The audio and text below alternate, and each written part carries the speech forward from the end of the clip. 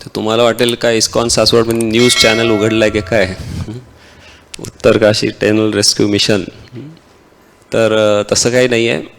आपण थोडक्यात पाहणार आहोत की हा काय प्रसंग घडला, कशा प्रकारे आपल्या भारतीय इंजिनियर्सनी या 41 कामगारांना वाचवलं आणि त्यानंतर आपल्या जीवनामध्ये याच्यातून काय आपल्याला धडे मिळत आहेत हे पण आपण पाहण्याचा प्रयत्न करणार आहे.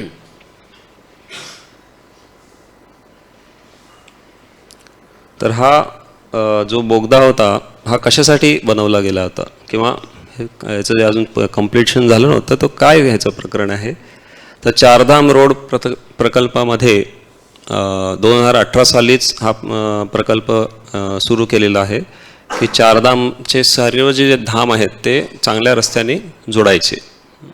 तर त्या अंतर्गत यमुनोत्री राष्ट्रीय महामार्गावरील हा सिलक्यारा ते दंडलगाव जे यमुनोत्रीच्या पाशी आहे, हा 4.5 किलोमीटरचा लांबीचा बोगदा आहे, तो बांधला जात आहे. आणि या बोगद्यामुळे असं सांगितलं आहे की उत्तर काशी ते यमुनोत्री हे जे अंतर आहे हे 26 किलोमीटरने कमी होणार आहे. आपल्यापैकी किती जण चारधामला जाऊन आला आहात? गंगोत्री, यमुनोत्री? अच्छा, एकच माताजी आहेत आपल्या इथे. तर तुमच्यासाठी चांगली प्रेरणादायी गोष्ट आहे. भविष्यात हा जेव्हा हायवे बनेल तर तुम्ही पटकन जाऊ शकता. कदाचित काही म्हणतील की जायला पाहिजे का नाही. असो, तो प्रत्येकाचा वैयक्तिक प्रश्न आहे. पण तर हे काम चाललेलं आहे आणि त्याच्या अंतर्गत हा बोगदा येतो. तर 12 नोव्हेंबरला नेमकं काय झालं, तर 12 नोव्हेंबरला दिवाळीचा दिवस होता आणि सर्व भारतीय काय होते, अभ्यंग स्नानामध्ये दंग होते. आणि तिथे 5:30 वाजताच नेमका तो बोगदा कोसळला, पहाटे 5:30ला. जेव्हा सगळे कामगार तिथे काम करत होते आतमध्ये, तर खालची जे चित्र त्याच्यामध्ये तुम्ही बघत असाल की जवळजवळ 2.5 किलोमीटरचा जो पार्ट आहे हा इथपासून इथपर्यंत त्याचं काम झालं होतं बोगद्याचं. हा मध्ये 400 मीटरचा भाग आहे, 450 मीटरचा भाग एवढं काम राहिलं होतं. दंडलगावहून पण साधारण 1-2 किलोमीटरचा भाग जो आहे तो कंप्लीट झालेला. आणि हा मधला भागाचं काम चाललं होतं, तिकडे काही कामगार काम करत होते आणि त्यावेळीच इथे अगदी म्हणजे सिलक्यारापासून साधारण एक 900 मीटरच्या अंतरावरती तो बोगदा कोसळला. वरनं जे बोगदा म्हणजे काय, तो ह्याच्या खालनं चाललं आहे ना, पर्वताच्या खालनं. तर वरनं पर्वताचे काही जे आहे ते सगळं कोसळून ढासळून ते बंद झालं आणि त्याच्यामध्ये हे सगळे कामगार अडकून गेले. तर सुमारे 41 कामगार जे आहेत ते ह्याच्यामध्ये अडकले होते. आणि त्यामुळे एकदम सगळ्या त्या टीमला खूप मोठं टेन्शन आलं की आता काय करायचं, कारण आतमध्ये काय आहे काय नाही, संपर्कही काही नव्हता. तर मग 13, 14 आणि 15 असे 3 दिवसांमध्ये काय काय घडामोडी घडल्या हे थोडक्यात इथे आपण मांडलेले आहेत. की उत्तराखंडचे जे मुख्यमंत्री पुष्कर सिंग धामीजी ते आले होते आणि ऑक्सिजन पाईप जो होता, जो ऑलरेडी तिथे होता, तो नशिबाने तसाच राहिलेला होता, त्याचा काही डॅमेज झाला नाही. तर त्या ऑक्सिजन पाईपच्याद्वारे संपर्क साधला गेला आणि लक्षात आलं की सगळे कामगार सुरक्षित आहेत. हरी बोल. तर त्यानंतर मग त्यांनी असा निर्णय घेतला की हा जो पोर्शन आहे ह्या पोर्शनमधून असा हा जो स्टील पाईप दिसतोय ते खालती असा पाईप ड्रिल करून पाईप टाकायचा, जेणेकरून त्या पाईपमधनं सगळे कामगार बाहेर येतील सुरक्षितपणे. तर असा निर्णय घेण्यात आलेला त्या ह्याच्यामध्ये. आणि त्यांची परिस्थिती फार बिकट होती, कारण बोगद्यामध्ये तसंही आपण पाहतो की अंधारच असतो. तर आपण जेव्हा बोगदा प्रवास करतो एखादी वाहन घेऊन, तर 4.5 किलोमीटरचा बोगदा किती वेळ लागेल अंतर कापायला? 5 ते 10 मिनटं. 10 मिनटात आपण त्या बोगद्यातून बाहेर निघतो. पण हे कामगार तिथे अडकले, कधी बाहेर निघणार हे त्यांना माहीत नाही आणि त्याचे सूर्यप्रकाश नाही, काही नाही. तर अशी त्यांची बिकट अवस्था झाली होती. तर मानसिकरित्या ते खचलेले होते आणि शारीरिकरित्या पण काही त्यांच्याकडे साधनं नव्हती. तर सूर्यप्रकाश नाही, काही नाही, त्यामुळे काही जणांना डोकेदुखी इत्यादी अशा गोष्टी सुरू झाल्या. आणि त्याचबरोबर ह्या 3 दिवसांमध्ये जे काय म्हणतात JCB सारखे जे मशीन असतात तसे मशीन लावून ते काढायचं सुरुवात त्यांनी केली होती. आणि तसं करत असताना काय झालं, आणखीन बोगदा तो वरनं डोंगर कोसळला. म्हणजे आधी काहीतरी 40 मीटरचाच भाग होता तर तो 60 मीटरचा झाला. तर अशी भयावह परिस्थिती निर्माण झाली. आणि त्याच्यानंतर पुढचे जे 2 दिवस आहेत 16 आणि 17 नोव्हेंबर, तर त्यावेळी ते अमेरिकेचं एक प्रसिद्ध ऑगर मशीन आहे जे असं ड्रिलिंग करतं. आणि ड्रिलिंग करत करत जसं आपण तो पाईप बघितला होता ना, तर पाईप टाकत जातं. तर तशा प्रकारचं ते मशीन आलं आणि जवळजवळ त्या 2-3 दिवसामध्ये 24 मीटरचं ड्रिलिंग झाल्यानंतर एक मोठा दगड लागला. आणि त्याच्यामुळे पुन्हा ते ड्रिलिंग जे आहे ते ठप्प झालं. आणि मग इंदोरवरून त्यांनी आणखीन दुसरं मशीन मागवलं विमानाने.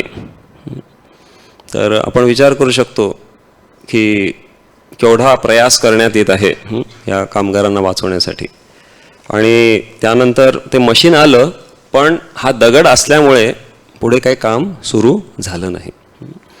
आणि मग 18 आणि 19 नोव्हेंबर ह्या 2 दिवसांमध्ये पुन्हा चर्चा झाली. नितीन गडकरीजी पण तिथे आले होते. आणि मग त्यांच्या सगळ्याच्या चर्चेमधून अशा प्रकारे 5 प्रकारे रेस्क्यू ऑपरेशन सुरू झालं. एक म्हणजे ते म्हणाले की याच बाजूने जे आपलं ड्रिलिंग चालू आहे ते ह्या नवीन मशीननी चालू करा. दुसरं इथे बघू शकता तुम्ही मायक्रो ड्रिलिंग करायचं त्यांचं काहीतरी प्लॅन चालला होता. तिसरं 1.5 मीटरचा मोठं होल ड्रिलिंग करायचं.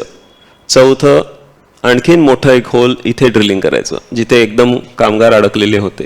आणि 5वं त्या बाजूनी काही रेस्क्यू टनेल, एक छोटासा भुयारी मार्ग करून तेथून बाहेर काढण्याचा विचार दृष्टिकोनातून ह्या प्रकारे काही ना काहीतरी कार्य सुरू झालं होतं.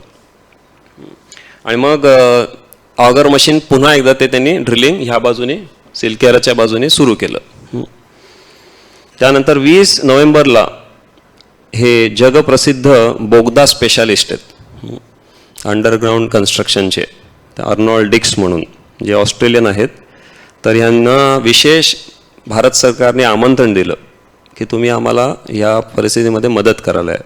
तर ते हे जिनेवा या देशामध्ये होते, तिकडनं ते भारतात आले. आणि त्यावेळी 20 नोव्हेंबरला 6 इंचीचा पाईपही टाकण्यात आला ज्याद्वारे अन्न, पाणी, कपडे आणि इतर वस्तू दिल्या.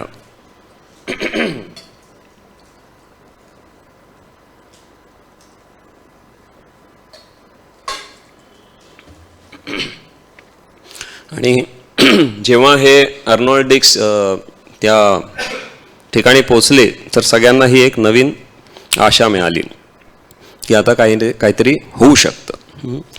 तर यांचा आत्मविश्वास खूप दृढ होता. ते म्हणाले की सुदैवाने बऱ्याच गोष्टी चांगल्या आहेत. एक म्हणजे की त्या अडकलेल्या कामगारांपर्यंत अन्न पोचत आहे, पाणी पोचत आहे, त्यांच्याशी संपर्क पण साधला जात आहे.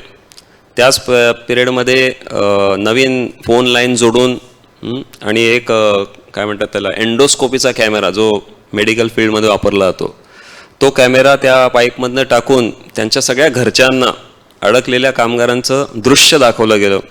त्यामुळे सगळे घरचे पण लोक जे आहेत ते म्हणजे म्हणतात ना भांड्यात काय ते पाणी पडलं, कुठे पडलं जीव भांड्यात पडलं. तर तशी परिस्थिती जी आहे ते सर्वजण खुश झाले. आणि त्यामुळे सगळ्यांना वाटलं. मग ह्यांचं काय म्हणणं होतं की परिस्थिती गंभीर आहेच, पण एवढी नाही की आपल्याला आतमध्ये काय चाललं हे माहीत नाही.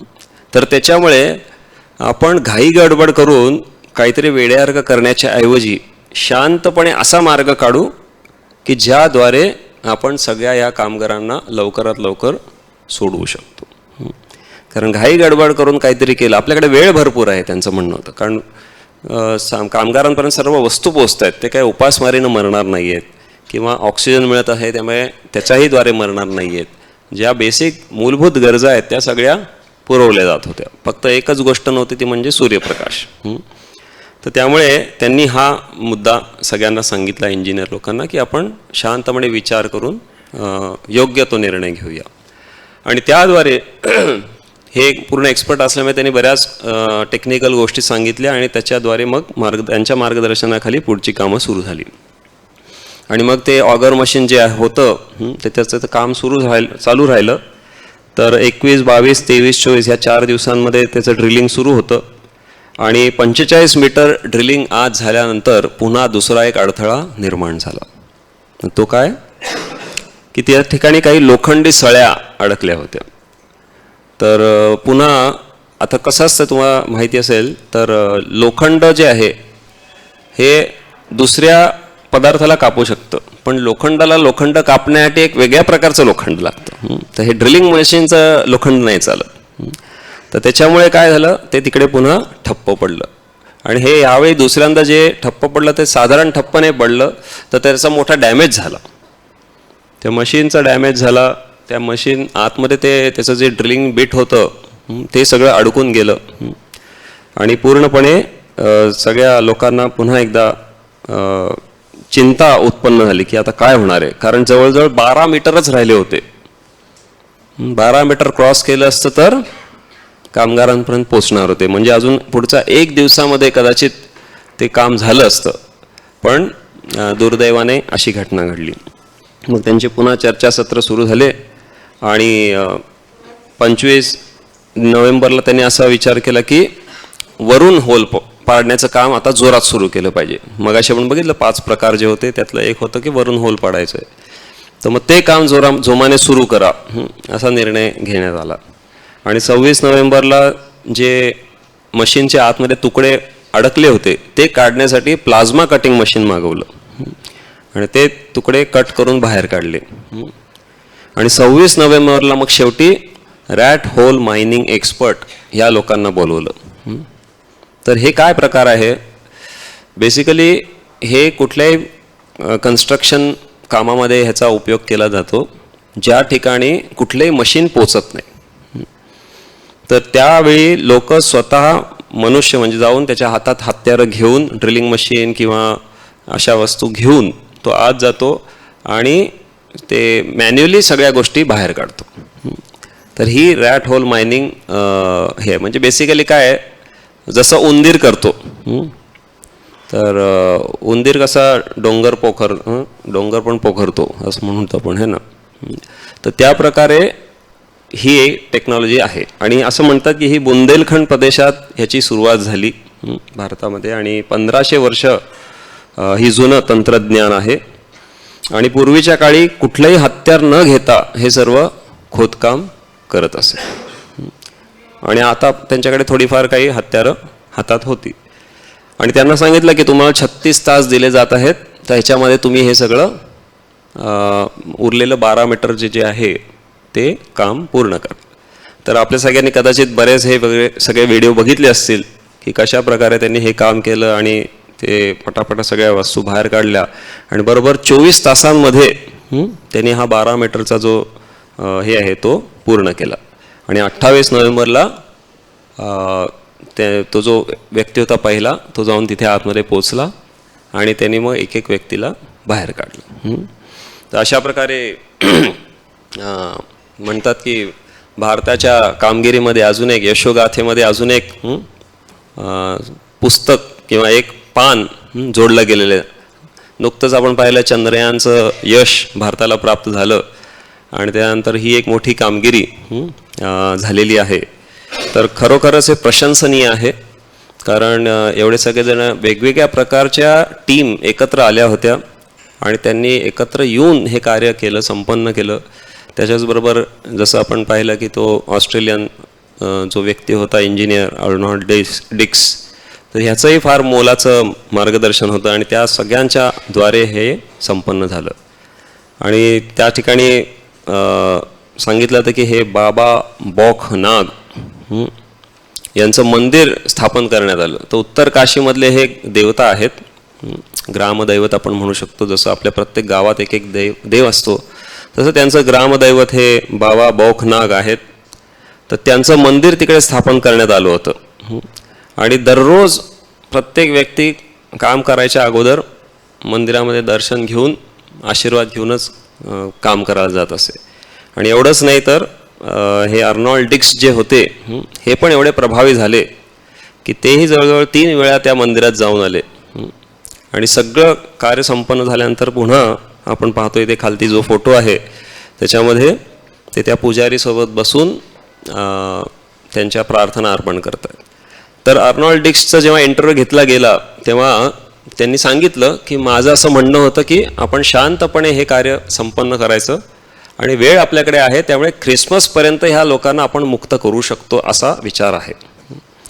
आणि ते त्याच्या आधीच खूप लवकर कार्य संपन्न झालं. मग ते म्हणाले की माझ्यासाठी ह्या कार्यामध्ये ख्रिसमस फार लवकर आली आणि म्हणून मी ह्या मंदिरामध्ये गेलो आणि माझी प्रार्थना अर्पण केली. त्याचबरोबर आमची जी काही प्रार्थना असते ख्रिश्चनांची ती देखील मी तिथे केली. अशा प्रकारे त्यांनी वक्तव्य दिलं. आपण बघू शकतो की एखादी गोष्ट सांघिक रूपाने जर साध्य करायची असेल तर सगळ्या प्रकारची लोक एकत्रित येतात आणि ती संपन्न करतात. आता ह्याच्यामधला एक महत्त्वाचा भाग आहे की आता श्रील प्रभुपादांच्या शिकवणींच्या आधारे आपण ह्या प्रसंगातून काय काय धडे आपल्याला मिळत आहेत हे थोडे पाहण्याचे प्रयत्न करूया. तर सगळ्यात पहिला धडा आपल्याला हा मिळतो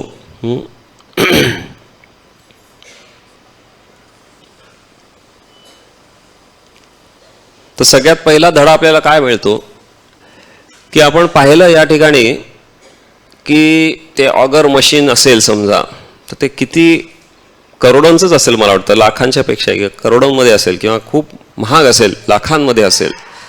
तर ते एक नाही 2 मशीन वापरले गेले, दोन्ही खराब पण झाले, म्हणजे कितीतरी लाखांचं नुकसान झालेलं आहे.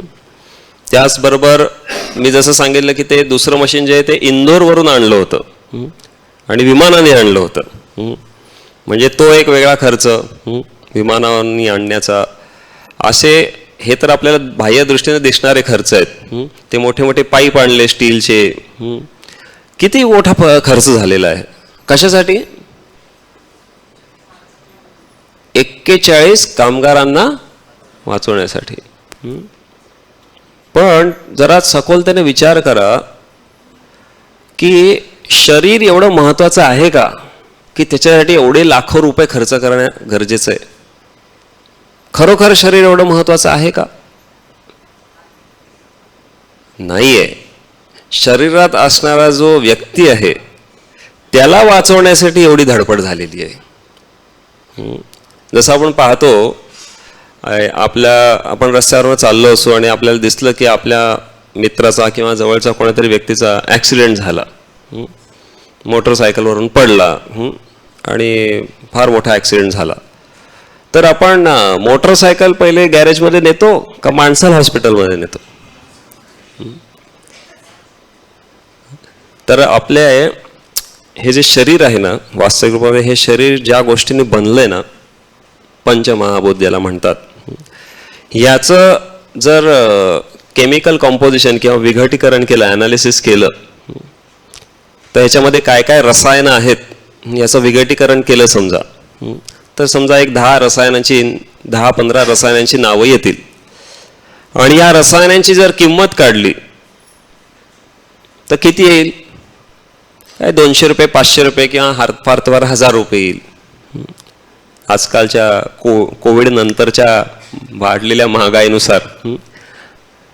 म्हणजे शरीराची किंमत तसं बघायला गेलं तर किती? 1000 रुपये. मग 1000 रुपये गुणिले 41 किती झाले? 41,000.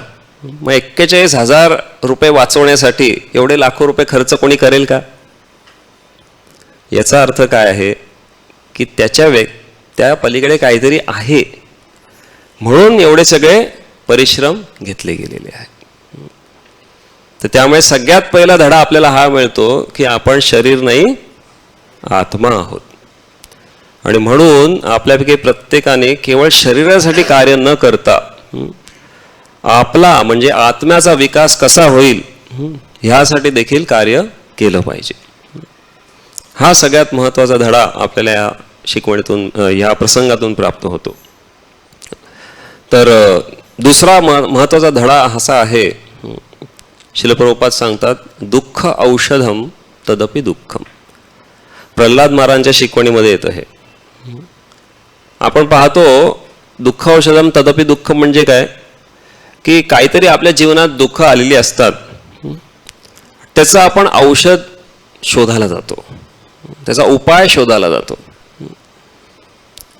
पण बऱ्याचदा अशी घटना होते की त्या दुःखाचा उपाय जो असतो ना, तो पहिल्या प्राथमिक दुःखापेक्षाही जास्त असतो.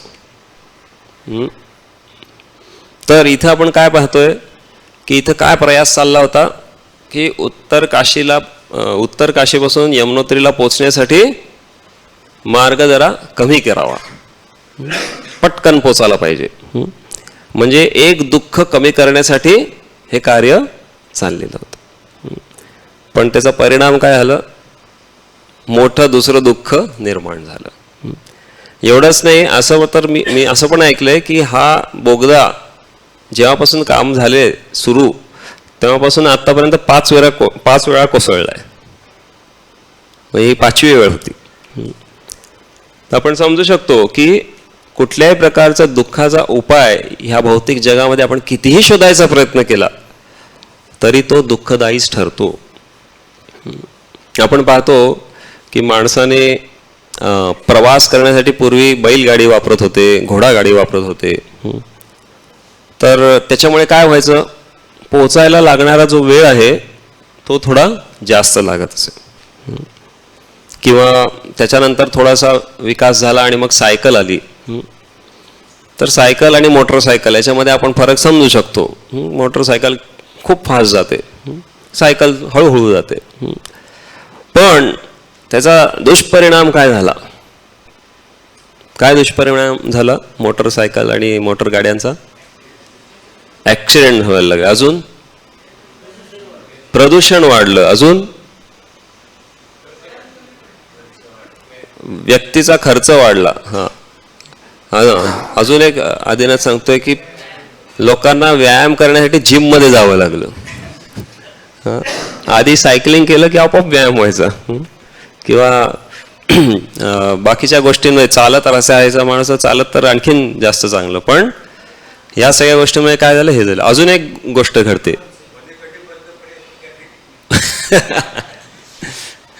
बंद कधी पडेल याची काय गॅरंटी नाही. मला एक भक्त सांगत होते, त्यांनी नुकतीच इलेक्ट्रिक गाडी घेतली, 2 व्हीलर, आणि ते आपल्या दिवे घाटातून वरती येत होते. तर इंडिकेटरवर दाखवलं होतं की दिवे घाट पार करून इथपर्यंत पोचणार मंदिरात. त्यामुळे ते आपले मस्त चालवत होते. आणि अर्धा दिवे घाट झाल्यानंतर सगळीच बॅटरी डाऊन. तर बॅटरी कशी काय डाऊन झाली मध्येच? कारण चढावरती जास्त बॅटरी खर्च होते. आता हे थोडी कंपन्यांना माहिती आहे किंवा ते त्या मशीनमध्ये नाही टाकून ठेवलेलं आहे की तुमचा चढ लागला तर मग लवकर बॅटरी डाऊन होणार आहे, असं काही सिग्नल नाही आहेत. तो दाखवत होती की अर्धी बॅटरी आहे, आरामात पोहोचू शकतो, एवढे किलोमीटर पार होईल. पण चढ आल्यामुळे काय झालं, मध्येच बंद पडली. तर ही एक समस्या आहे. आणि रस्त्यावरती ट्रॅफिकची कोंडी आहे की नाही. सगळे एवढ्या प्रमाणात मोटर गाड्या घेऊन फिरतात रस्त्यावरती की रस्त्यावर ट्रॅफिक जॅम. मग त्याच्यावर पण उपाय शोधला ना, ट्रॅफिक जामवर काय उपाय शोधला? फ्लायओव्हर, वरती ब्रिज बांधला, त्याच्यावरनं जाऊया. पण त्या फ्लायओव्हरवरती पण काय फ्लाय नाही करतात आपल्याला, आहे की नाही. त्याच्यावरनं पण ती गाडी बरंच जावी लागते आणि तिथे पण ट्रॅफिकच असतो. असं कधी आपल्याला पाहायला नाही मिळेल की कुठल्या तरी ब्रिजवरनं चाललोय म्हणून आपण पटापट पुढे निघून जाऊ, तिथे पण ट्रॅफिकच असतो. तर दुःख औषधम तदपि दुःखम. किती आपण प्रयत्न केला या जगातील दुःखांचा उपाय शोधण्याचा, तरी त्यातून काय मिळणार आहे? दुःखच मिळणार आहे. आणि म्हणून प्रल्हाद महाराज सांगतात, जर तुम्हाला या जगामध्ये खऱ्या अर्थाने सुखी व्हायचं असेल, किती जणांना व्हायचंय खऱ्या अर्थाने सुखी? फार कमी लोक आहेत ना. बाकीच्यांना आवडतंय का दुःख? तर खऱ्या अर्थाने ज्याला सुखी व्हायचंय, प्रल्हाद महाराज म्हणतात, सुखी होण्याचे प्रयासच सोडून द्या. काय सोडून द्या? सुखी होण्याचा प्रयास सोडून द्या. आपण वारंवार काहीतरी प्रयत्न करत राहतो की हे केल्याने मी सुखी होईल, ते केल्याने सुखी होईल. पण ते जर प्रयास सोडले तर आपण खऱ्या अर्थाने सुखी होऊ. का? कारण जेव्हा आपण असे प्रयास करत असतो तेव्हा आपल्या मनामध्ये ही दृढ अपेक्षा असते की आता हे झाल्यानंतर मी सुखी होणार. पण तसं कधीच होत नाही. त्याच्याकडे मोटर गाडी असते, टू व्हीलर, त्याला वाटतं की माझ्याकडे जर 4 चाकी गाडी आली तर मी सुखी होईल. पण 4 चाकी गाडी आल्यानंतर पण काय होतं? त्याला वाटतं अरे बाजूच्याकडे मोठा बंगला पण आहे, तो माझा बंगला झाला तर मी सुखी होईन. आणि बंगला झाल्यानंतर त्याला काय कळतं की अरे माझा बंगला फारच छोटा आहे, काडेपेटीसारखा, हा जरा मोठा पाहिजे होता. तर अशा प्रकारे ज्या आहेत ह्या आकांक्षा संपत नाही, वाढत जातात. आणि त्यामुळे प्रल्हाद महाराज सांगतात की जर तुम्ही सुखी होण्याची इच्छाच सोडून दिली तर तुम्ही खऱ्या अर्थाने सुखी होऊ शकता. आणि म्हणून दुःख औषधम तदपि दुःखम, दुःखाचं औषध हे नेहमीच तुम्हाला दुःख देणार आहे. दुसरी एक शिकवण आपण पाहतो, पदम पदम यत विपदाम न तेषाम. हे भौतिक जगाचं वर्णन करताना ब्रह्माजी म्हणतात. भगवान श्रीकृष्णांनी ऑलरेडी सांगितलेलं आहे भगवद्गीतेमध्ये की हे जग कसं आहे? दुःखालयम अशाश्वतम. हिमालय हे कुठे? उत्तराखंड, हिमालयाच्या जवळ आहे, हे की नाही? तर हिमालय म्हणजे काय? हिम आलय म्हणजे बर्फाचा, जिकडे आपल्याला डोंगर बघायला मिळतो किंवा बर्फाचा साठा. आणि विद्यालय म्हणजे काय? ज्या ठिकाणी विद्या दिली जाते. पुस्तकालय म्हणजे काय? जिथे पुस्तकं आपल्याला वाचायला मिळतात. मग तसं दुःखालय म्हणजे काय? प्रभूजी एकदम चेहरा करून सांगतात, दुःखच आहे इकडं, बाकी काही नाही. तर दुःखालय म्हणजे जिथे केवळ तुम्हाला दुःखच मिळतील, दुसरं काही नाही मिळणार. पण सगळे तुम्ही म्हणाल की नाही हो असं नाही आहे, तुम्हाला काय माहिती, तुम्ही आपल्या आश्रमात राहता, आम्हाला सुख पण मिळतं. तर शास्त्र असं नाही म्हणत आहे की सुख नाही मिळत, पण ते सुख कसं आहे? क्षणभंगूर आहे. काही काळापुरतं मिळतं थोडंसं आणि लगेच निघून जातं. पण आपली इच्छा आहे की आपल्याला शाश्वत सुख पाहिजे, कारण आत्मा शाश्वत आहे. त्यामुळे त्याला सुख पण कसं हवंय? शाश्वत हवंय. पण ते मिळत नसल्यामुळे आपण सदैव दुःखी असतो.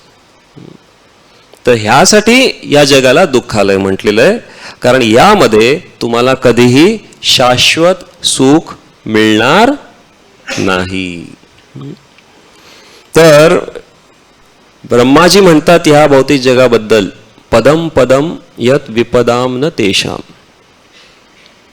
की या जगाची काय परिस्थिती आहे की पावला पावली विपदाच येते इथे. विपदा म्हणजे काय? संकट. पावलो पावली संकट.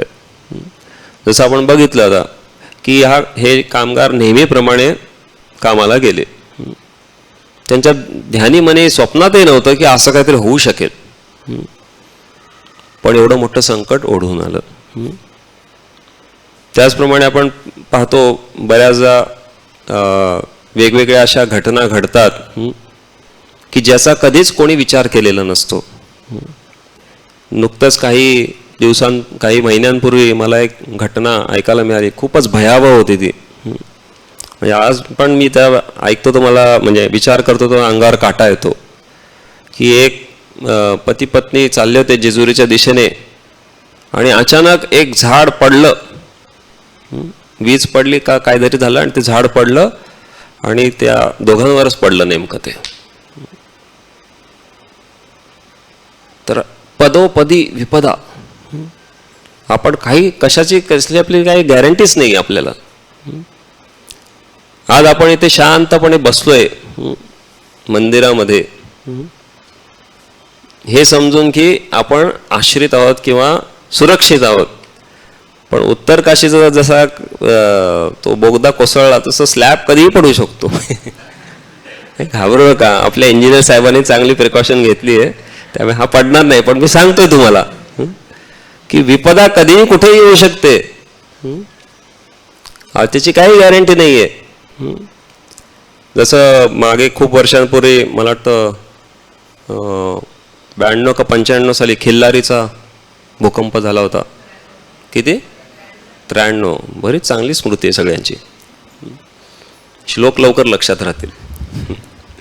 तर 93 साली हा खिल्लारीमध्ये जो भूकंप झाला होता, नेहमीप्रमाणे लोक झोपली होते आणि पहाट पाहिलीच नाही त्यांनी. तर वास्तविक रूपामध्ये परमपूज्य राधानाथ स्वामी महाराज त्यांच्या एका प्रवचनात सांगत होते की ह्या सर्वांनी आपल्याला एक मोठा धडा शिकवलेला आहे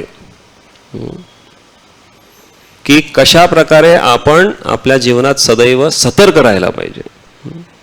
सतर्क म्हणजे काय? असं नाही की सदैव मृत्यूचं भय आणि मग त्यामुळे सतर्क. सतर्क म्हणजे आपण सदैव भगवंतांचं स्मरण करत राहिलं पाहिजे. आणि भगवंतांचं स्मरण करण्याचा सोपा मार्ग कलियुगामध्ये भगवंतांच्या नामाच्या माध्यमातून आहे. हरे कृष्णा कृष्णा कृष्णा हरे हरे, हरे राम राम राम हरे हरे. तर या महामंत्राचा उच्चार किंवा याचा स्मरणाचा अभ्यास जर आपण नियमितपणे केला तर कुठल्याही प्रसंगी आपण भगवंतांना स्मरण करण्याची थोडीफार शक्यता आहे. जसं आपण बघतो की आपण चालता फिरता जर पायाला ठेस लागली, हाताला ठेस लागली, तर पटकन आपल्या तोंडातून काय ना बाहेर ना पडतं, आई ग, हे की नाही? का? कारण आपण प्रत्येकजण आपल्या आईशी त्या प्रकारे आसक्त असतो. तर हे काही वाईट नाहीये, पण जर आपल्याला खऱ्या अर्थाने मनुष्य जन्माचं सार्थक करून घ्यायचं असेल तर आपल्याला पदोपदी भगवंतांचं स्मरण झालं पाहिजे. आणि खास करून अशा संकटाच्या वेळी. तर ह्या सगळ्या माझ्या स्टडीमध्ये उत्तर काशीच्या इव्हेंटमध्ये मी हेही ऐकलं की ते जे सगळे अडकलेले कामगार होते ते वेगवेगळ्या धर्माचे होते, पण ते सर्वजण एकत्र येऊन प्रार्थना करत होते. तर हे प्रार्थना करण्याचं जे कार्य आहे हे फक्त अशा प्रकारचं मोठं संकट ओढवल्यावरच करावं असं नाही. तर ते कसं असलं पाहिजे? नियमितपणे असलं पाहिजे, नित्यपणे असलं पाहिजे.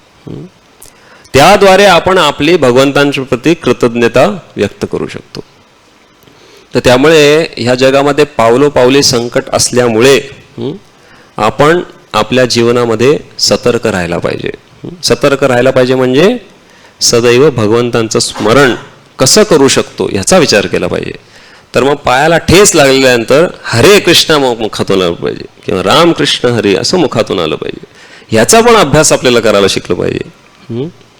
किंवा कधी आपण शिंकतो, कधी अजून काय खोकतो, असं काही काही गोष्टी होतात, तर त्यावेळी पण आपण भगवंतांचं स्मरण करायला शिकलं पाहिजे. तर ह्या छोट्या छोट्या गोष्टीतून जेव्हा आपण असं स्मरण करायला शिकतो तर तेव्हा कुठेतरी संकटाच्या वेळी आपल्याला भगवंताचं स्मरण होईल. आणि सगळ्यात मोठं संकट जे कोणीच टाळू शकत नाही ते म्हणजे काय आहे? मृत्यू. भगवान श्रीकृष्ण 10व्या अध्यायामध्ये म्हणतात मृत्यू सर्व हरश्चाहम, की मृत्यू रूपाने मी सगळ्यांचं सगळं काही हरण करतो. पण त्यावेळी जर आपल्याला भगवंतांचं स्मरण नाही झालं तर मग त्याच्यात प्रॉब्लेम काय? का हो जाधव प्रभू, काय प्रॉब्लेम आहे? मृत्यू समय नाही झालं स्मरण तर काय बिघडलं? काय होईल? व्हायला पाहिजे ठीक आहे, पण नाही झालं तर काय प्रॉब्लेम आहे?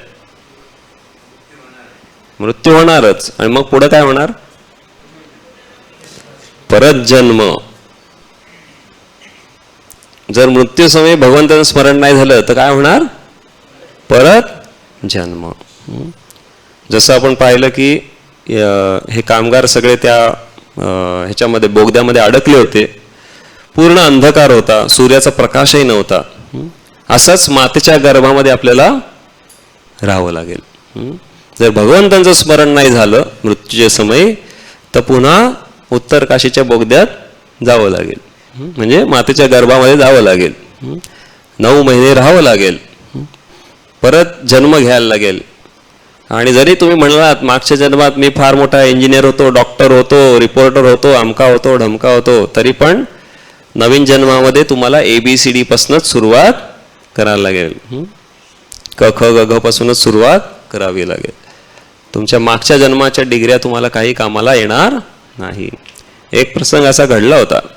एक माणूस त्यांनी फार धन ऐश्वर्य सगळं संपन्न केलं, खूप मोठा बंगला बांधला आणि त्याचा आपत्कालीन मृत्यू झाला. आणि मृत्यू झाला तर त्याचा जन्म जो आहे ते जवळच असलेल्या म्हणजे एका साध्या घरात जन्म झाला, बाजूलाच असलेल्या. आणि सुदैवाने म्हणा का दुर्दैवाने म्हणा त्याला मागचा जन्म आठवायला लागला. आणि त्याला कळलं की अरे हे मीच बांधलेलं घर आहे आणि ही माझीच पत्नी आहे, ही माझी मुलं आहेत, जी आता खूप मोठी झाली होती आणि हा छोटा होता. तर मग एकदा त्याला वाटलं आपण जाऊन बघून या बगीच्यामध्ये, आपण लावलेल्या बगीच्यामधली फुलं झाडं आहेत की नाही अजून व्यवस्थित. म्हणून गेटमध्ये शिरायचा प्रयत्न केला तर सिक्युरिटीने त्याला अडवला. अरे माझंच घर आहे. अरे काय घर तुझं, चल. असं करून सिक्युरिटीवाल्याने हाकललं. पण त्याने म्हटलं नाही नाही ही माझी पत्नी आहे, ही माझी मुलं आहे. मग त्यांनी म्हटलं जाऊ दे बाबा काहीतरी असेल म्हणून मग मुलांना बोलून आणलं. तर मुलांनी पण त्याला हाकलून लावलं. तर बघा अशी परिस्थिती आहे. म्हणजे परत जन्म झाला तर काय तुम्हाला मागच्या जन्मातलं काही तुम्ही काहीच नाही घेऊ शकत. म्हणून भगवंतांचं स्मरण मृत्यूसमयी गरजेचं आहे. आणि त्याच्यासाठी आपल्याला तो अभ्यास करणं गरजेचं आहे. हरे कृष्णा कृष्णा कृष्णा हरे हरे, हरे राम राम राम हरे हरे. त्याचबरोबर ह्या प्रसंगातून अजून एक फार महत्त्वाचा धडा आपल्याला मिळतो. जसं इथे आपण बघतो की सुरुवातीला ह्या ड्रिलिंग करण्याचं जे काम आहे ते अमेरिकेतील मोठ्या मशिनाच्या द्वारे केलं गेलं. आणि नंतर काय,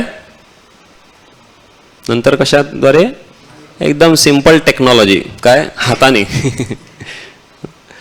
तर ह्याला म्हणतात अंधपंगू न्याय. जसं एखादा आंधळा माणूस असेल आणि एखादा पंगू असेल आणि या दोघांना कुठेतरी जायचंय, तर आंधळ्याला दिसत नाहीये आणि पंगूला चालता येत नाही. पण जर आंधळ्याने पंगूला आपल्या खांद्यावर बसवून घेतलं तर जो पंगू आहे त्याला दिसतंय, तो म्हणेल की आता सरळ जा, राईट घे, लेफ्ट घे. आणि आंधळ्याला पाय आहेत त्याच्यामुळे तो तशा प्रकारे चालत जाईल आणि याद्वारे ते दोघं डेस्टिनेशनला पोहोचतील. तर श्रील प्रभुपाद याचं उदाहरण घेऊन सांगतात. जसं ह्या केसमध्ये आपण पाहिलं की सगळ्या प्रकारचे लोक एकत्रित आले आणि हे कार्य संपन्न केलं. तर त्याच प्रकारे श्रील प्रभुपाद सांगतात की भारतामध्ये वैभव नाहीये, त्याच्यामुळे भारत कसा आहे, पंगू असल्यासारखा आहे. पण भारताकडे काय आहे, दृष्टी आहे. गीता, भागवत अशा वैदिक साहित्याची सर्व दृष्टी आहे. आणि पाश्चात्य देशातील लोक जी काय आहेत ती कशी आहेत, एकदम वैभवशाली आहेत. म्हणजे त्यांच्याकडे पायाने चालण्याची शक्ती भरपूर आहे, पण आंधळ आहेत, दृष्टीहीन आहेत, कुठे जायचं हे माहीत नाही.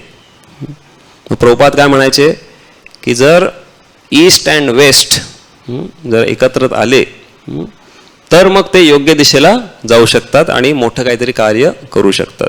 म्हणून जेव्हा श्रील प्रभुपाद पाश्चात्य देशातील आपल्या शिष्यांना घेऊन भारतात आले होते तर त्यांनी सांगितलं की आता तुम्ही इथे मोठा मांडव टाकून कार्यक्रम करा, जसं आपण इथे जन्माष्टमीला करतो.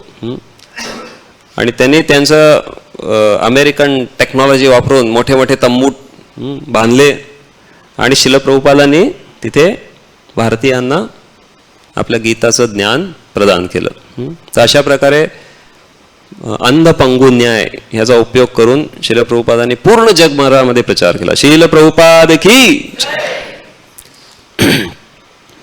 आणि शेवटचा जो ह्यातला महत्वाचा धडा आहे, ज्याचा मी एक भाग आधीच सांगितला, की त्या बोगद्याची तुलना आपण गर्भाशी करू शकतो. की जर आपण योग्य पद्धतीने आपलं जीवन नाही जगलं तर पुन्हा आपल्याला जन्म घ्यायला लागेल, पुन्हा गर्भामध्ये जावं लागेल, आणि पुन्हा आपल्याला जन्म घ्यावा लागेल. त्याच प्रकारे हे जे भौतिक जगत आहे ना, हे पण त्या बोगद्या समानच आहे. आता बघा बाहेर किती प्रकाश आहे ना, प्रकाश आहे ना बाहेर, बहुत खूप नाहीये. का का अंधकार आहे? सूर्य नाहीये. सूर्य नाही म्हणून काय आहे? अंधार आहे. म्हणजे या भौतिक जगाला प्रकाशमान करण्यासाठी सूर्याची आवश्यकता आहे.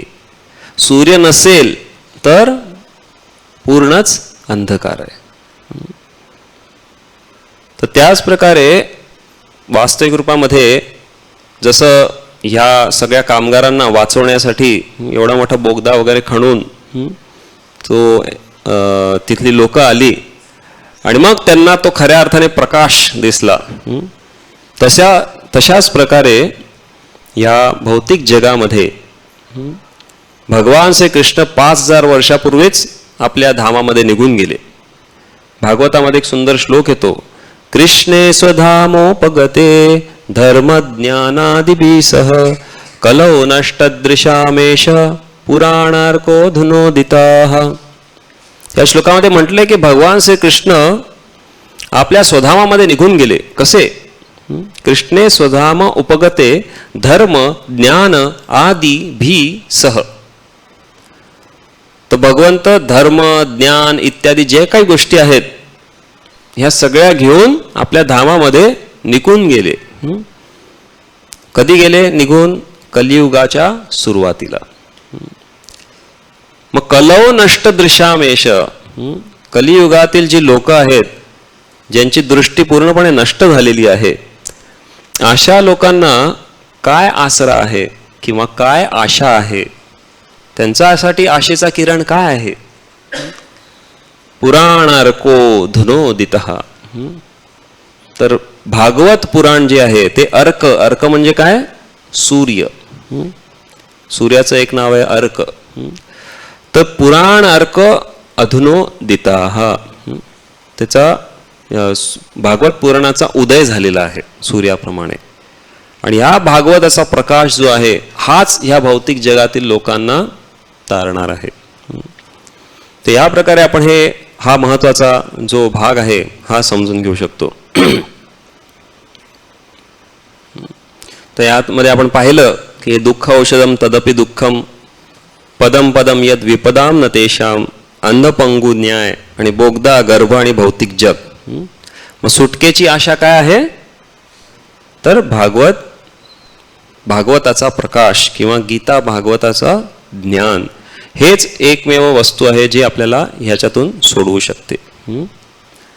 तर हा एक सुंदर श्लोक येतो. याच्या आधी हा श्लोक म्हणायच्या अगोदर आपण ह्याचा एक प्रसंग समजून घेऊ.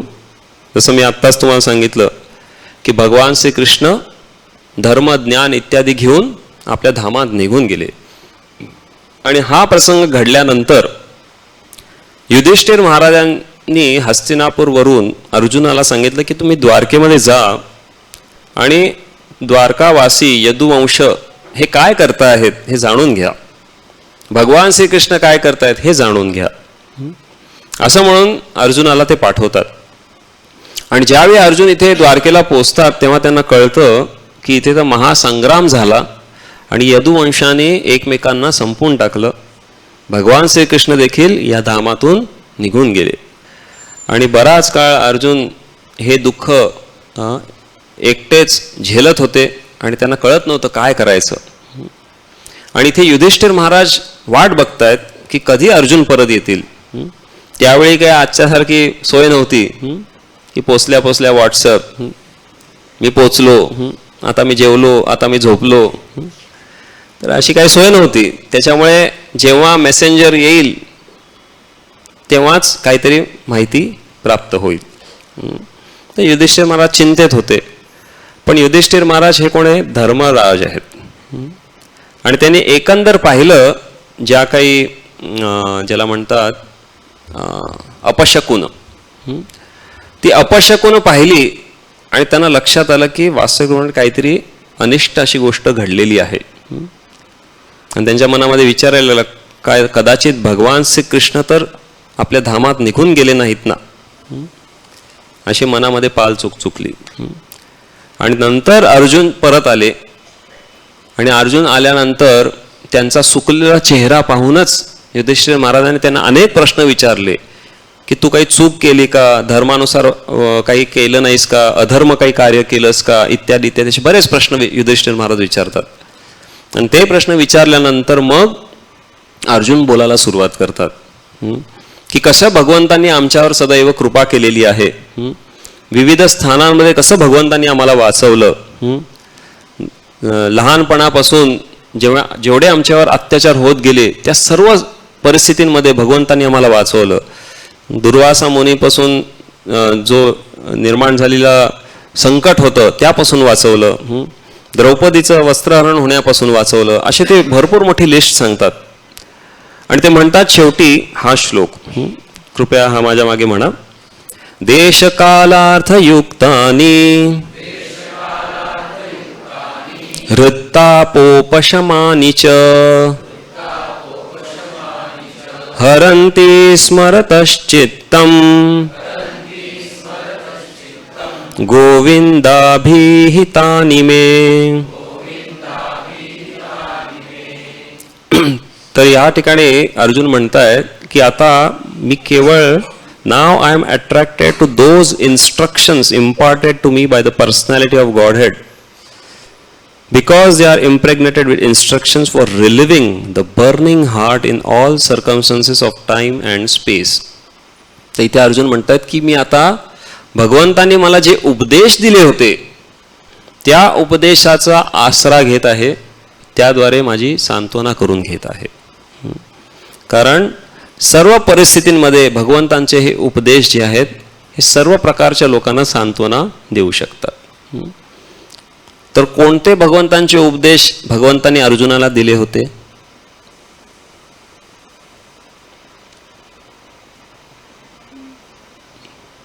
भगवान श्रीकृष्णांनी अर्जुनाला कोणते उपदेश दिले होते?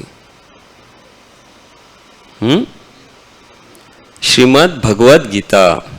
श्रीमद भगवद गीता की जय. तर गीतेच्या माध्यमातून जे काही उपदेश दिले होते ते अर्जुन या ठिकाणी स्मरण करत आहेत. आपण पाहतो एखाद्याच्या जीवनात काही दुःख संकट आलं तर त्यावेळी जर ह्या उपदेशांचा त्याला ते प्राप्त झाले तर खऱ्या अर्थाने त्याचं जीवन बदलू शकतो.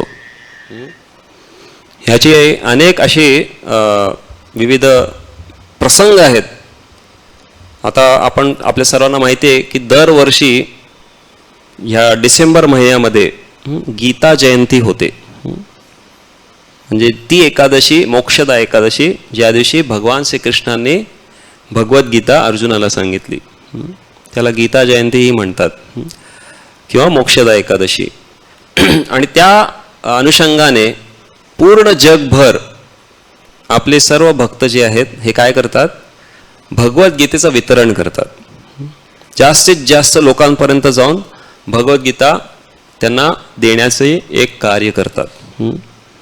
आणि त्यामुळे आपण सुद्धा ह्या वर्षी सासवडमध्ये हा मोठा उपक्रम जोमाने हातात घेणार आहोत. आणि याच्यासाठी आपल्या सगळ्यांचं सहकार्याची अपेक्षा आहे. कारण हा कोणीला एकट्या दुकट्याचं काम नाही आहे. आपल्याला काय करायचं आहे? जास्तीत जास्त लोकांपर्यंत भगवद्गीता पोचवायची. तर का पोचवायची आहे? जसं आपण इथे पाहतोय आता अर्जुन म्हणतायत की माझ्या संकट समयी ह्या गीतामधील जे ज्ञान आहे हे मिळाल्याने माझं जे आहे मला सांत्वना मिळाली. तसंच आपण जर हे भगवद्गीता कोणाला दिली तर त्यांच्या कुठल्या ना कुठल्या तरी कठीण प्रसंगी त्यांना ह्याची नक्कीच मदत होईल. तर एक खेमराज नावाचे व्यक्ती होते. मोठे इंडस्ट्रियलिस्ट होते. तर हे खेमराज जे होते यांनी म्हणजे त्यांचं जे 1980 साली त्यांना कोणीतरी भगवद्गीता अशीच रस्त्यावर कोणी भक्त चालले होते, त्याने म्हटलं तुम्ही ही भगवद्गीता घ्या. त्यांनी विकत घेतली, पण कधी वाचण्याचं त्यांनी कष्ट घेतले नाही. त्यांनी आपली ती धर्मग्रंथ आहे म्हणून आपल्या शोकेसमध्ये छानशी ठेवली आणि दरवर्षी एकदा दिवाळीमध्ये किंवा अजून कुठल्या तरी प्रसंगी ती बाहेर काढायची, छान पुसायचे आणि परत जशी आहे तशी ठेवून द्यायचे. प्रभुपादांनी भगवद्गीतेला नाव दिलं भगवद्गीता जशी आहे तशी. मग ते खेमराजजी पण काय करायचे, जशी आहे तशी ठेवून द्यायचे. कदाचित कवर पण त्यांनी काढलं होतं की नाही मला माहीत नाही. तर असे 10-12 वर्ष गेले आणि त्यांच्या जीवनामध्ये एक असा प्रसंग निर्माण झाला की त्यांचे जे पार्टनर होते, बिझनेस पार्टनर, हे त्यांना वेगवेगळ्या प्रकारे त्रास द्यायला लागले. आता ह्यांच्या मनात विचारायला लागले की आता आपण कशा प्रकारे खेळली पाहिजे की हे सगळे चित्त होऊन जातील आणि मला काही त्रास होणार नाही. असे सगळे त्यांचे विचार चालले होते. आणि असे सगळे विचार चालले असताना ते एका परिस्थितीला एवढे डिप्रेस झाले कारण त्यांना काही सापडतच नव्हतं काय करायला पाहिजे. आणि अचानक त्यांच्या मनामध्ये विचार आला की अरे माझ्याकडे ही भगवद्गीता आहे आणि भगवद्गीता हे भगवान श्रीकृष्णांनी कुरुक्षेत्राच्या युद्धभूमीवर सांगितली होती, जिथे अर्जुनाला देखील आपल्याच सगळे संबंधींसमोर युद्ध करायचं होतं. त्याने म्हटलं बघू ह्याच्यात काही आपल्याला उत्तर मिळतंय का. असं म्हणून त्यांनी ती भगवद्गीता घेतली आणि पहिला अध्याय वाचला. तर पहिल्या अध्यायामध्ये काय दिलेलं आहे, अर्जुन विषाद योग, म्हणजे अर्जुनाला विषाद का झाला. तर त्यात अर्जुन आपापली सगळी कारणं सांगत असतात की मला युद्ध का नाही करायचंय. लगेच त्यांना वाटलं अरे हां माझ्या पण जीवनात असंच आहे, मला पण असाच विषाद झालेला आहे. आता ह्यांच्याशी लढायचं की नाही लढायचं हाच माझ्या मनामध्ये प्रसंग उत्पन्न झालेला आहे. मग त्यांनी दुसरा अध्याय वाचला, तोही त्यांना आवडला. मग तिसरा अध्याय, चौथा अध्याय, मग त्यांनी तर लगेच सुट्टीच टाकली आणि आपल्या आउट हाऊसमध्ये कुठेतरी लांब गेले आणि संपूर्ण भगवद्गीता वाचून काढली. आणि संपूर्ण भगवद्गीता वाचून झाल्यानंतर त्यांचं पूर्णपणे परिवर्तन झालं आणि त्यांना काय आता योग्य मार्गदर्शन करायचं आहे ह्याचं त्यांना ज्ञान अवगत झालं. आणि त्या प्रकारे त्यांनी पुढचे काही स्टेप्स घेतले आणि त्यांच्यापासून जो होणारा त्रास होता तो त्यांचा पूर्णपणे थांबून गेला. आणि पुढे जाऊन त्यांनी परमपूज्य लोकनाथ स्वामी महाराज यांच्याकडनं दीक्षा पण घेतली आणि खेमराज प्रभू झाले खगेंद्र दास. हरी बोल. अशा प्रकारे एवढं परिवर्तन झालं या कठीण प्रसंगीमध्ये. तर जे अर्जुन इथे सांगतायत ही काही साधी गोष्ट नाही आहे, ही खरं आहे की ज्यावेळी आपल्या जीवनामध्ये काही संकट येतील तेव्हा जर आपण भगवद्गीतेकडे लक्ष दिलं तर नक्कीच आपल्याला त्याच्यातून काहीतरी सांत्वना मिळेल आणि आशेचा किरण प्राप्त होईल. असेच एकदा आपले काही भक्त मुंबईमध्ये मालाड स्टेशनवरती ग्रंथ वितरण करत होते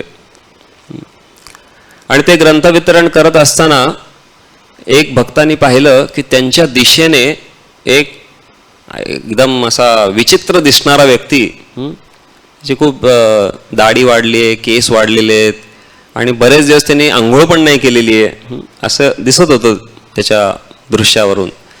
एवढंच नाही तर त्यांनी घातलेले कपडे कदाचित महिनाभर झाले धुतले नव्हते आणि पूर्णपणे तो एका धुंदीमध्ये होता, दारू पिऊन आला होता.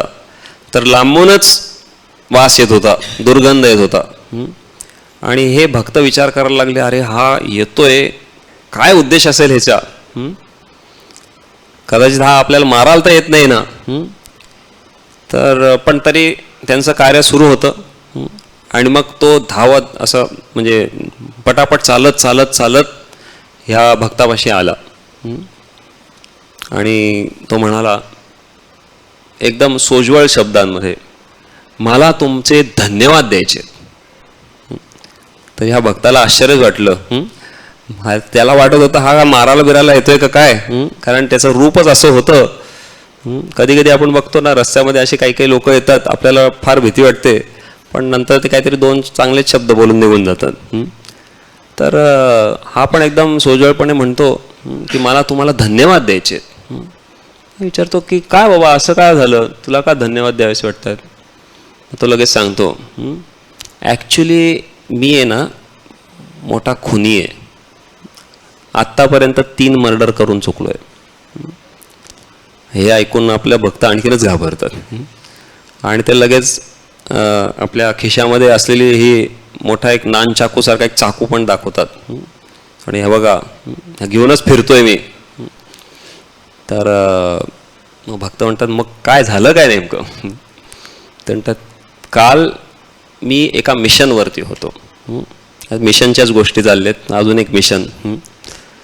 तर म्हणतो मला सुपारी मिळाली होती एका माणसाला मारण्याची आणि म्हणून मी ह्याच मालाड स्टेशनवर काल पण आलो होतो आणि इथे आलो होतो आणि तो माणूस यायच्या अगोदर मी तुम्हा सगळ्यांना पाहिलं आणि तुम्ही सर्व भक्त तुमचं बुक टेबल सेट करायच्या अगोदर इथे छानपणे कीर्तन करत होतात आणि जोर जोरात हरे कृष्णा कृष्णा कृष्णा हरे हरे, हरे राम राम राम हरे हरे हे कीर्तन करत होतात. आणि का कुणास ठाऊक पण मी ह्या तुमच्या कीर्तनाप्रती खूप आकर्षित झालो, पण मला माझी सुपारी मिळाली होती, ते मला काम करायचं होतं. मग मी बघितलं तो माणूस आला आणि सगळ्यात पहिले जेव्हा आम्हाला असे काही कार्य करायचं असलं की आम्ही भांडण उकरतो, तर हे गुप्तपणे त्यांनी सांगितलं. तर कोणी तुमच्याशी जर भांडण काढलं तर समजून घ्या, लगेच तिकडून पलायन केलेलं बरं आहे.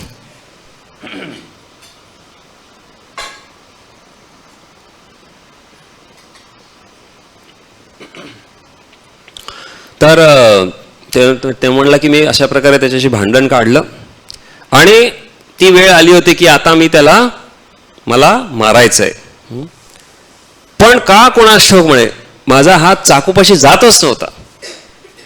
मी आता चाकू काढून त्याला मारायचं, पण माझा हात चाकूपाशी जातच नव्हता आणि केवळ मला तुम्ही जे संकीर्तन केलंय ते संकीर्तनच मला आठवत होतं आणि माझ्या तोंडात पण हरे कृष्ण येत होतं आणि त्यामुळे मी तसाच तिथून त्या व्यक्तीची माफी मागितली आणि मी तिथून निघून गेलो. आणि मग मला कळलं की तुमच्या ह्या संकीर्तनाचा एवढा प्रभाव होता म्हणून मी तुम्हाला धन्यवाद देण्यासाठी आज इथे आलेलो आहे. मग हे ऐकल्यावर आपले भक्त एकदमच खुश होतात आणि मग ते म्हणतात, मग तो माणूस म्हणतो की मला ही गीता घ्यायची आहे, तुम्ही द्या. तर ते म्हणतात ठीक आहे 70 रुपयाची आहे. आपले भक्त पण चालाक आहे ना, ते कधीच कोणाला काही मोफत देत नाही. आता कोणी असा एवढा खुनी तो स्वतः येतोय आणि म्हणतोय की मला भगवद्गीता द्या, त्याला पण म्हणतात नाही 70 रुपये दे बाबा. तर तो म्हणतो की माझ्याकडे आत्ता केवळ 15 रुपयेच आहेत आणि आता हे जर खर्च नाही केले तर मी जाऊन एक चपटी घेणारच आहे म्हणे. तर आपले भक्त परत आणखीन हुशारी करतात. ते म्हणतात की एक काम करा, ती गीता राहू दे, तुम्ही हे प्रकृतीचे नियम पुस्तक घ्या, हे 15 रुपयालाच आहे. असं करून त्याचे पण पैसे चांगल्या कार्याला लावतात आणि एक पुस्तकही त्याच्या हातात ठेवून देतात. आणि मग हा माणूस जातो आणि दुसऱ्याशी पुन्हा भेटायला येतो आणि यावेळी चांगला अवतार असतो त्याचा. आणि तो म्हणतो की हे पुस्तक मला खूप आवडलं आणि ह्याच्यातली सगळी तत्त्व मला पटली आणि मी आता ठरवलंय की ह्या सगळ्या कार्याला सोडून द्यायचं आणि केवळ भगवत सेवेला अर्पण करून द्यायचं. हरी बोल. आणि मग तो म्हणाला की मी आता लवकरच माझ्या गावी जाणार आहे आणि स्वतःला मी पोलिसांना सरेंडर करणार आहे आणि चांगलं कार्य करायला लागणार आहे. तर सांगायचा उद्देश काय की ह्या भगवद्गीतेच्या माध्यमातून बऱ्याच लोकांच्या अशा संकट समयी त्यांचं परिवर्तन घडलेलं आहे. त्याचप्रमाणे अजून एक प्रसंग सांगतो तुम्हाला, अमेरिकेमध्ये घडलेला आहे. अमेरिकामध्ये कुटुंब त्यांनी हे ग्रंथ वितरणाचं कार्य हातात घेतलेलं. आणि त्यांनी काय स्ट्रॅटेजी केली की जे आसपासचे जे हॉटेल आहेत, ज्या ठिकाणी लोक येऊन राहतात, त्याला ते मॉटेल म्हणतात तिकडे, तर तिकडे राहण्यासाठी खोल्या पण असतात. तर ह्यांनी काय ठरवलं की त्या हॉटेलच्या मालकाला फोन करायचा आणि त्याला कन्व्हिन्स करायचं की तुम्ही प्रत्येक खोलीमध्ये भगवद्गीता ठेवा. तर अशा प्रकारे त्या घरातली जी महिला होती, आई, तिने सगळ्या लोकांना फोन करायचं ठरवलं. त्यांची जी मुलगी होती, फोन शोधायचं ठरवलं. त्यांच्या मुलगीचं कार्य होतं की त्या मॅनेजरशी फोनवर बोलायचं आणि वडिलांचं कार्य होतं की ऑर्डर मिळाल्यानंतर भगवद्गीता त्या हॉटेलला पोचवायचं. असं त्या तिघांची ती टीम झाली होती.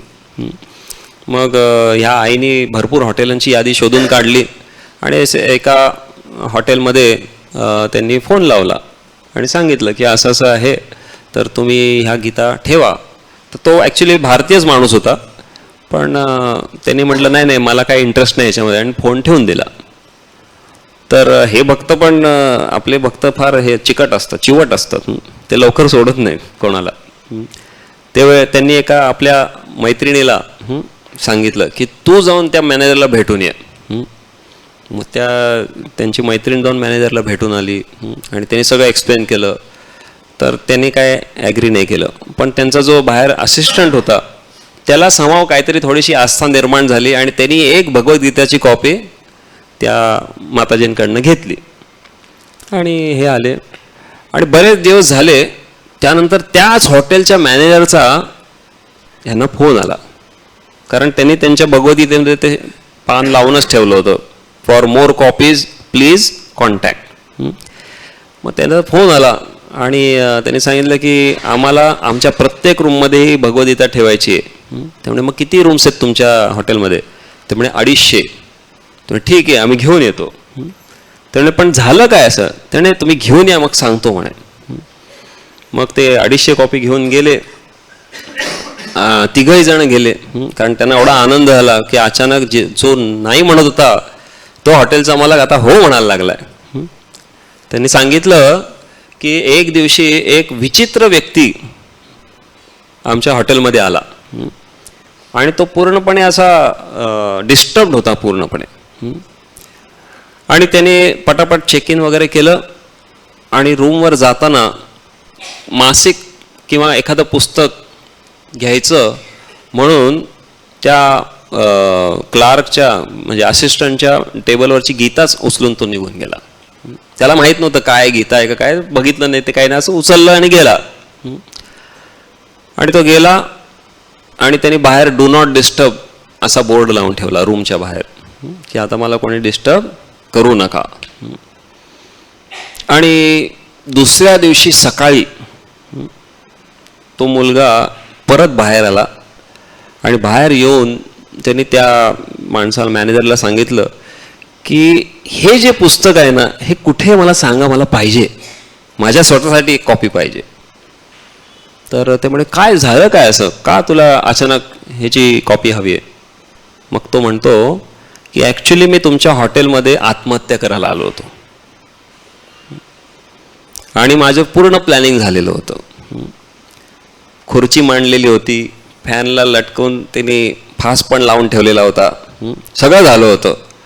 पण समाव माझी दृष्टी ह्या तुमच्या मॅनेजरच्या डेस्कवर असलेल्या गीतेवर पडली आणि मी अचानक 2-4 पानं वाचली. एवढी मला आवडली की मी रात्रभर वाचतच राहिलो म्हणे.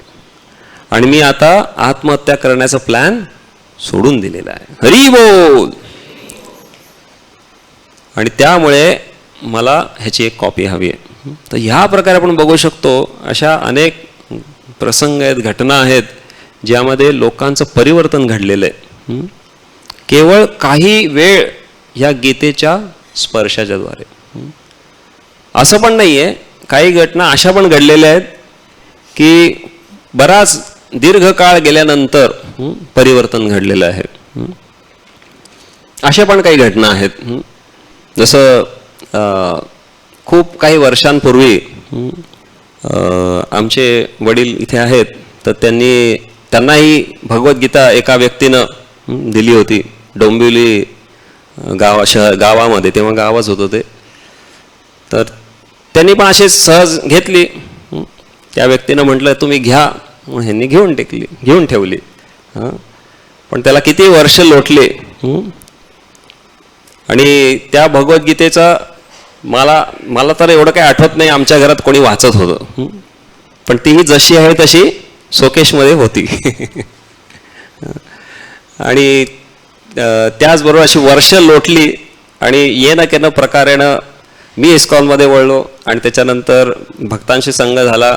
आणि त्यानंतर आता दोघंही आईबाबा देखील आणि बहिणी हे सर्व ह्या भक्ती मार्गाला लागले.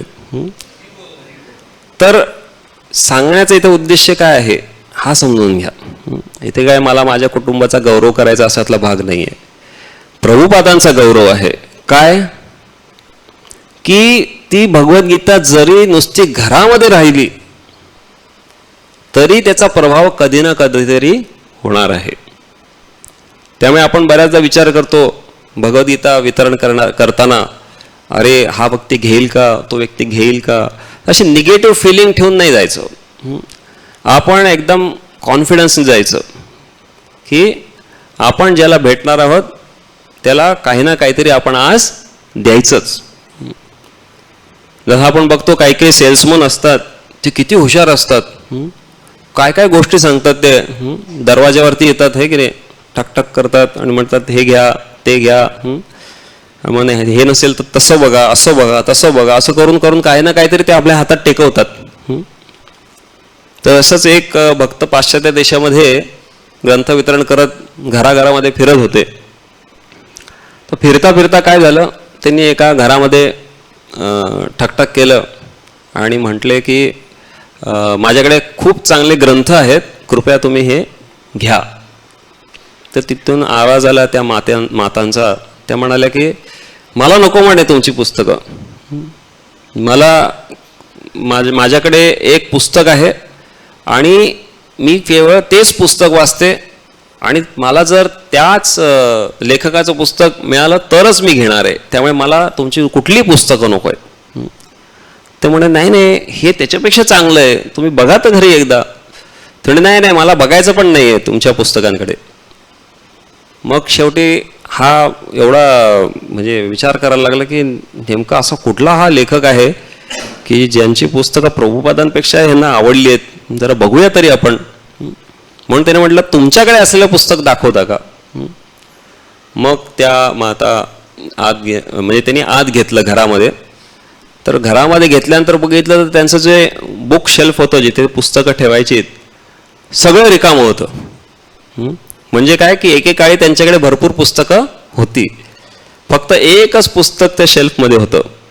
ते कुठलं, अन्य ग्रहांचा सुगम प्रवास. श्रील प्रभुपाद की. श्रील प्रभुपादाने लिहिलेलं हे पहिलं पुस्तक आहे. छोटं पुस्तक आहे एकदम, अन्य ग्रहांचा सुगम प्रवास, easy journey to other planets. तर हे पुस्तक त्यांच्याकडे होतं आणि ते म्हणाले की मी केवळ ह्याच ऑथरचं पुस्तक. मग ते म्हणाले की हे घ्या, माझ्याकडे भरपूर पुस्तकं आहेत.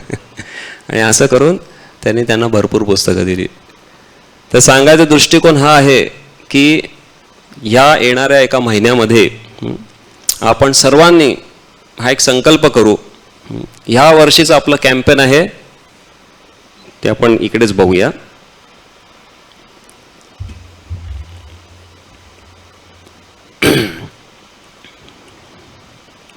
हे सगळं आपण पाहिलं.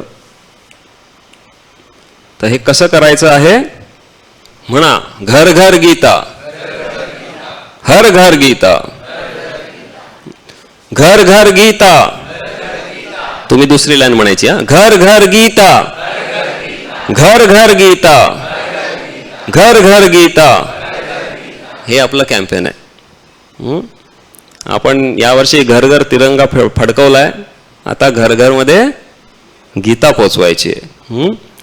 तर त्याच्यासाठी आपण काय करायचं, प्रत्येकाने हा संकल्प घ्यायचा की कमीत कमी तुम्ही ठरवा, म्हणजे 11 घरांमध्ये मी पोचवेन, किंवा 21 किंवा 51, अशा प्रकारे प्रत्येकाने संकल्प करा. आणि हे आपल्याला एकट्याला पण करायची गरज नाही. जसं आपण बघितलं ते अमेरिका कुटुंब, त्यांनी टीम बनवली होती. तशी आपण पण टीम बनवू शकतो. 2-3 भक्त एकत्र यायचं आणि प्रत्येकाचं 11 केलं तर मग 33 होतात. किंवा 3 जण मिळून एकत्र तुम्ही 51 पण करू शकता. कारण जसं म्हणतात की 1 + 1 2 नाही होत, 11 होतात, आहे की नाही. जेव्हा 2 लोक एकत्र येतात तेव्हा आपली एनर्जी जी आहे ती खूप जास्त पटीनं वाढते. तर अशी आपण टीम्स बनवून सासवडमध्ये ठिकठिकाणी, आज सासवड खूप पसरलेलं आहे, त्यामुळे आपल्याला खूप स्कोप आहे. जसं एक महत्त्वाचा मुद्दा की एका आफ्रिकन देशामध्ये एक बुटाच्या कंपनीचा मार्केटिंग मॅनेजर पोचला. तर त्यांनी तिकडे बघितलं की त्यांनी सर्वे केला. सर्वेसाठीच त्याला पाठवलं होतं. हे सर्वे केला आणि परत आला आणि कंपनीला सांगितलं की ह्या देशामध्ये काही आपलं चालणार नाही. ते म्हणे का? कारण ह्या देशामध्ये लोकांना चपला वापरत नाहीत, त्यामुळे काही उपयोग नाही. दुसऱ्या बुटाच्या कंपनीचा मार्केटिंगचा माणूस तिथे सर्वेसाठी पोचला. त्याने पण तीच परिस्थिती पाहिली आणि तो परत आला आणि त्याने रिपोर्ट सांगितला, अरे ह्या देशामध्ये आपल्याला खूप स्कोप आहे, कारण ह्या देशामध्ये कोणीच चपला घालत नाही. सांगायचा दृष्टिकोन काय? बघण्याचा दृष्टिकोन जो असा असेल तशा प्रकारे घडेल. आपण जर म्हटलं अरे सासवडमध्ये आधीच सगळ्यांकडे गीता आहे, आता कोण घेणार? नाही, अजून भरपूर सोसायट्या झालेल्या आहेत, भरपूर लोक राहायला लागलेली आहेत. तर आपण 2010 मध्ये इथे प्रचार सुरू केला आणि आज 2023 आहे. तर आपल्या सगळ्यांना माहिती आहे की या 13 वर्षांमध्ये सासवडचा किती वाढ झालेली आहे. तर त्याच्यामुळे तुम्ही अशा वेगवेगळ्या सोसायट्यांमध्ये जाऊन, वेगवेगळ्या ठिकाणी जाऊन गीतांचं वाटप करण्यासाठी प्रयत्न करा. आणि ह्याद्वारे काय होईल की आपण काय करणार आहोत? This is the ultimate rescue mission. ह्या भौतिक जगाच्या अंधकारामध्ये जे सगळे अडकलेले लोक आहेत त्यांना केवळ या गीता आणि भागवताच्या प्रकाशाच्या माध्यमातूनच आपण सोडवू शकतो. आणि म्हणून हे महत्त्वाचं कार्य आपण करायचं आहे. भगवान श्रीकृष्ण भगवद्गीतेमध्ये म्हणतात, य इदं परमं गुह्यं मद्भक्तेष्वभिधास्यति भक्तिं मयीं परां कृत्वा मामे वैश्यत्य संशयः. आणि 69व्या श्लोकामध्ये म्हणतात, न च तस्मान् मनुष्येषु कश्चिन्मे प्रियकृत्तमः भविता न च मे तस्मात् अन्य प्रियतरो भुवि. भगवान श्रीकृष्ण म्हणतात की न च तस्मान् मनुष्येषु कश्चिन्मे प्रियकृत्तम, त्या व्यक्तीपेक्षा मला दुसरा आणखीन कोणताही व्यक्ती प्रिय नाही. कोणापेक्षा? जो व्यक्ती ह्या भगवद्गीतेचं ज्ञान इतरांना वाटतो. तर आपल्या सगळ्यांना ही सुवर्ण संधी आहे जी दरवर्षी श्रील प्रभुपादांच्या कृपेने आपल्याला निर्माण झालेली आहे की आपण जास्तीत जास्त लोकांपर्यंत पोहोचून त्यांना हे भगवद्गीतेचं ज्ञान नाही तर कमीत कमी एक भगवद्गीतेची कॉपी देऊ शकतो. ज्ञान देण्याचं कार्य श्रील प्रभुपाद करतील. प्रभुपाद म्हणायचे की तुमच्या 1 तासाच्या प्रवचनाने काय फरक पडणार आहे लोकांमध्ये, त्याच्यापेक्षा त्यांच्या हातामध्ये माझं पुस्तक द्या, मी त्यांच्या हृदयाचं परिवर्तन करीन. तर अशा प्रकारचा आत्मविश्वास श्रील प्रभुपादांचा आहे आणि ते वास्तविक सत्य आहे. कारण आज आपण पाहतो की श्रील प्रभुपादांच्या प्रचारामुळे पूर्ण जगामध्ये आज हरे कृष्ण आंदोलन एवढं पसरलेलं आहे, ज्याची सुरुवात एक छोट्याशा एक दुकानामध्ये झालेली आहे. मॅचलेस गिफ्ट शॉप या एका दुकानापासून जी सुरुवात झाली त्याचा आज एवढा मोठा वटवृक्ष झाला आहे, ज्याच्या छत्रछायेखाली आज आपण आरामात इथे बसून छान प्रवचन ऐकतोय, कीर्तन करतोय आणि प्रसाद ग्रहण करतोय. तर श्रील प्रभुपादांच्या प्रती कृतज्ञता व्यक्त करण्याचा हा एक चांगला मार्ग आहे किंवा एक सुवर्ण संधी आहे की जे प्रभुपादाने आपल्याला दिलं ते आपण स्वीकार करून इतरांना द्यावं. तर माझी आपल्या सगळ्यांना हीच विनंती आहे की आपण सगळ्यांनी जास्तीत जास्त संख्येमध्ये या आंदोलनामध्ये सम्मिलित व्हा, खास करून या ग्रंथ वितरणाच्या प्रोग्राममध्ये, आणि त्याद्वारे सासवडकरांचं भलं करा आणि शिल प्रभुपादांची कृपा प्राप्त करा. शील प्रभुपाद की. याच्या व्यतिरिक्त देखील आपल्याकडे आपण काही हे पण केलेले आहेत, जसं 3 प्रकारचे सेट बनवले आहेत छोट्या पुस्तकांचे, तर हे पण आपण करू शकतो. तर हा जो पहिला सेट आहे हा केवळ 90 रुपयाचा आहे, ज्याच्यामध्ये 4 पुस्तकं आहेत. गीतासार, रसराज श्रीकृष्ण, जन्म मृत्यूच्या पलीकडे आणि चैतन्य महाप्रभूंचे जीवन आणि शिकवण. दुसरा सेट आहे 125 रुपयाचा, कृष्ण एक अनुपम भेट, राजविद्या, योगाची पूर्णता आणि चैतन्य महाप्रभूंचे जीवन आणि शिकवण. आणि तिसरा सेट आहे जीवन शक्तीचे विज्ञान आणि ओशाळला मृत्यू, राजविद्या आणि चैतन्य महाप्रभूंची जीवन आणि शिकवण. हा 190 रुपयाचा संच आहे किंवा सेट आहे. असे हे 3 वेगवेगळ्या प्रकारचे सेट आहेत. जर एखाद्याला वाटलं की नाही की बाबा माझ्याकडे गीता आहे, तर मग त्यांना तुम्ही हे सेट दाखवू शकता. याद्वारे त्यांना प्रेरित करू शकता. जसं मी मगाशीच म्हणलं, मार्केटिंग पर्सन कसा असतो, तो ए नाही तर ते नाही तर ते, असं काही ना काहीतरी करून लोकांना प्रेरित करतो. तर आपल्याला शिल प्रभुपादांचा मार्केटिंग मॅनेजर बनायचं आहे, ज्याच्यामध्ये निजी लाभ आपल्याला काय, धनलाभ तर काही नाही आहे, पण प्रभुपादांच्या कृपेचा वर्षाव नक्कीच मिळणार आहे. तर प्रभुपादांची कृपा प्राप्त करण्यासाठी आपण सगळ्यांनी ह्या ग्रंथ वितरण प्रोग्राममध्ये सम्मिलित व्हा, अशी मी आपल्या सगळ्यांना विनंती करतो. हरे कृष्णा. तर गीता जी आहे ती पण ह्या महिन्यामध्ये 190 रुपयाला आहे, आणि भगवान श्रीकृष्ण ग्रंथ जो आहे ज्याच्यामध्ये दशमस्कंदामधल्या सगळ्या गोष्टी दिलेल्या आहेत, तो 300 रुपयाला आहे. हरे कृष्णा. शील प्रभुपाद की. शील प्रभुपाद बुक डिस्ट्रीब्यूशन मैराथन की जय.